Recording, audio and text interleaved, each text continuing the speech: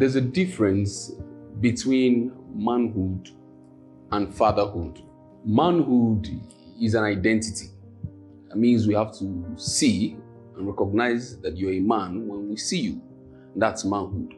But fatherhood is responsibility. It means we have to feel you and feel your impact to know you're a father. The manhood is a physical disposition, but fatherhood is a mental disposition. In other words, before you become a family man, you must have a family mind. You can't become who you are not, if you understand that statement. You can't become who you are not. Now that sounds a little bit controversial, but that's it. You have to be something and become it. You have to think it, have it in your mind, have it as a thought in your head, have it as a belief and a resolve in your head, and then you begin to manifest it in the physical. If a man does not have the mind of a family, he can't become a family man. Manhood does not make you a family man. Fatherhood makes you a family man, because in fatherhood you have a family mind. Manhood is who God has made you to be. I repeat, manhood is who God has made you to be. You didn't choose that. All right? But fatherhood is what God wants you to do. Fatherhood is a calling, is what God wants you to do. Your assignment. All right? Now, any male can become a man, but not every male can become a father. Any male can become a man over time. You eat the right food, you become a man. But not every male can become a father, because fatherhood is a decision. All right? To become a man, it's not your decision. You are made a male, and after some time you become a man, whether you decide or not. But fatherhood is a decision. All right? So it means that you have to be deliberate to become a father.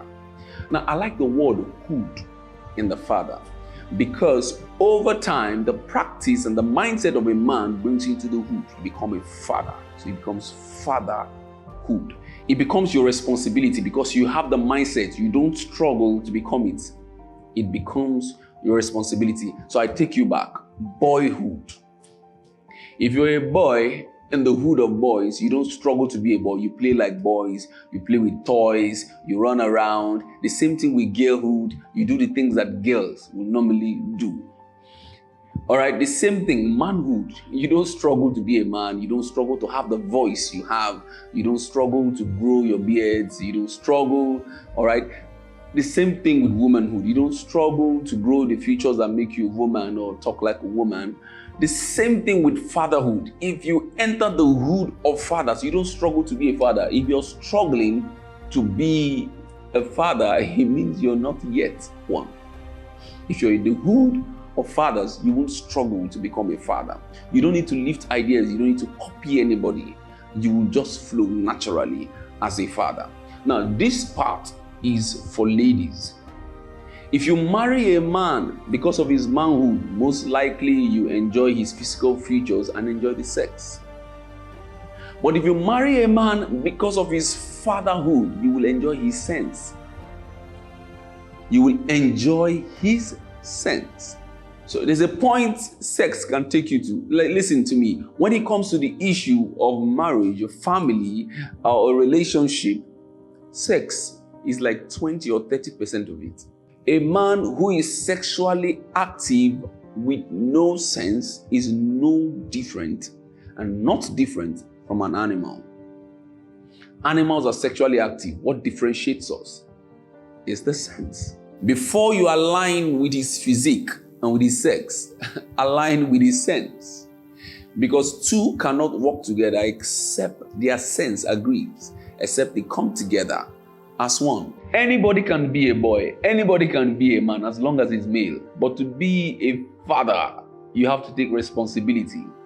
Responsibility is deliberate. It's a choice. It's a discipline. you have to decide and you have to be disciplined to become a father. Remember, a man is the head of the home, but a father is the leader of the home. You can be the head and not be a leader. I can make you the head of an organization, but it's your responsibility to lead. Just like I said, it will take your manhood to impregnate your wife and give birth to your children, but it will take fatherhood to give those children a future. Manhood is a physical disposition. Fatherhood is a mental disposition. You have to think it, you have to reason it, you have to plan it, you have to be deliberate, and you have to pursue consistently, vigorously, without relenting. There are times you'll be discouraged. There are times you feel like, I can't do it. There are times you will be annoyed. There are times you'll be frustrated. There are times you want to give up. But if you're a father, you would have that energy, that strength to keep going. Men give up. Fathers stay on duty. Fathers stay on their call. And fathers pursue to the end.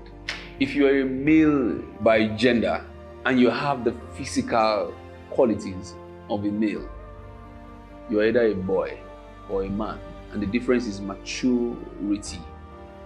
But if you take responsibility as a man and act on it, it shifts you from manhood to fatherhood. Now, I'll end this segment by still relating this particular point to the ladies.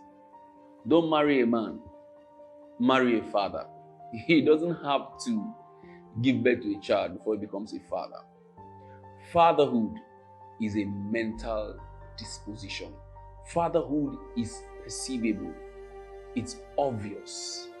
You will know if a man is a father.